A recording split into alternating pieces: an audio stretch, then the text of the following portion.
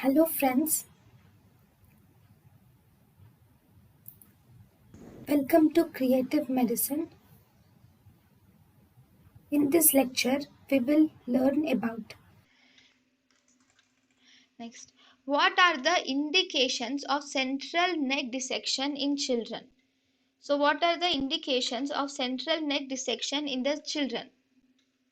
So, central neck dissection is done in children if there is raised calcitonin levels. Then central neck dissection is done.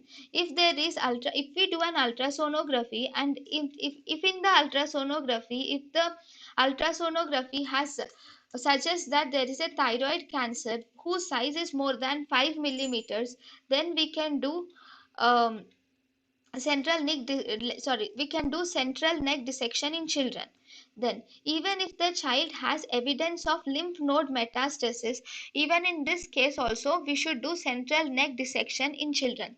So central neck dissection in children is done if there is raised calcitonin levels, if the ultrasound of the patient is suggesting that the thyroid cancer is present in more than 5 millimeters, or if there is any evidence of lymph node metastasis. So in these conditions we should do central neck dissection in children.